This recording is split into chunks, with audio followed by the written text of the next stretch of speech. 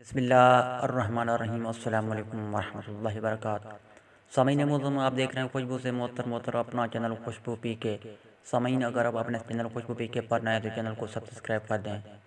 سامعین، جیسا کہ آپ جانتے ہیں میں آپ کی خدمت میں لاتا رہتا ہوں نئی معلومات، تو آج آپ کی خدمت میں لایا ہوں اپنے ابو کا تحریر کردہ ایک بہترین کالم۔ یہ کالم 9 مارچ کے روزنامہ اوصاف میں شائع ہوا ہے۔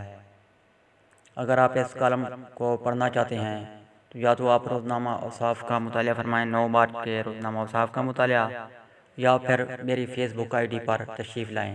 میری فیس بک آئی ڈی کا نام ہے جیو سفینہ پی کے۔ جی ہاں، میں آپ کو پھر اپنی آئی ڈی کا نام دہرا دیتا ہوں، جیو سفینہ پی کے۔ تو چلتے ہیں بلا تاخیر کالم کی جانب۔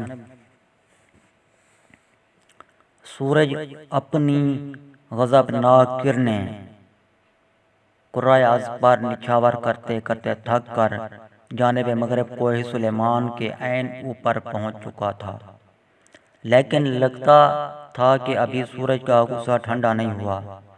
اس کا بس چلے تو یہ پھر سے واپس آسمان کی بلندیوں کو چھوتا ہوا سوا نیزے پر پہنچے اور زمین پر موجود سب کچھ جلا کر راکھ کر دے۔ مگر یوں لگ رہا ہے کہ خدائی قوت جس نے کائنات کا نظام تخلیق کیا ہے اسے اپنے مدار پر چلنے کا پابند کر رہی ہے۔ سارا دن چلنے والی لو اگر چاہ کچھ تھم چکی ہے، تاہم پھر بھی ہوا میں گرمی کی شدت موجود ہے۔ تمام انسانوں اور حیوانوں کو پیاس کا غلبہ ہے، لیکن سیم زدہ زمین کے ایک ٹیلے پر موجود پختہ اینٹوں سے بنی بظاہر آسیب زدہ عمارت، جو کہ چند کمروں پر مشتمل ہے، کے قریب و دور تک پانی کا نام و نشان تک موجود نہیں ہے۔ یہاں سال ہا سال بعد برسنے والی بارشوں کے پانی سے پیدا شدہ خضرو جھاڑی نما درختوں یا درخت نما جھاڑیوں نے عمارت کو گھیر رکھا ہے۔ ان میں زیادہ تر ککر اور لئی کے درخت ہیں۔ ویسے مکمل خاموشی ہے، لیکن کبھی کبھار تیز لو کے تھپیڑوں کے آنے سے ان درخت نما جھاڑیوں سے عجیب و غریب آوازیں نکل رہی ہیں، جو کہ ماحول کو اور بھی ڈراؤنا بنا رہی ہیں۔ اسی مکان سے ملحق ڈھور ڈھنگروں کا بہانا ہے۔ یہاں کچھ جانور بندے سلاسل ہیں، جو غالباً شدید بھوک و پیاس سے انواع قسم کی آوازیں نکال رہے ہیں۔ موقع پر موجود آدمی ان کی خدمت داری کی ناکام کوشش کر رہا ہے۔ مکان کی کوئی چار دیواری نہیں ہے۔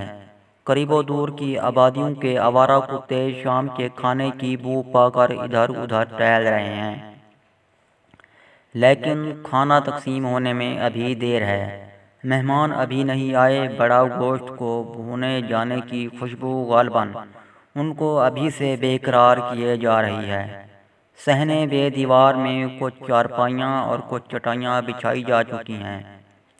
درج بالا منظر دراصل اسی مکان نما بیٹھک کا ہے، جو کریم نواز خان قرائی کا ڈیرا ہے۔ یہ شخص، جو بظاہر اپنی شکل و صورت سے سماج کا عام آدمی نظر آتا ہے، اعلیٰ تعلیم یافتہ اور ایک روشن خیال شخص ہے۔ سخت سیاسی دباؤ کے اس دور میں اپنے سیاسی خیالات و نظریات کے اظہار کے لیے کوئی فارم موجود نہیں۔ سامعین، آپ نے کالم کا پہلا حصہ سنا۔ انشاءاللہ کل کالم کا دوسرا حصہ لگایا جائے گا۔ تب تک کے لیے مجھے اجازت، ملتے ہیں کل پھر انشاءاللہ۔ پاکستان زندہ باد۔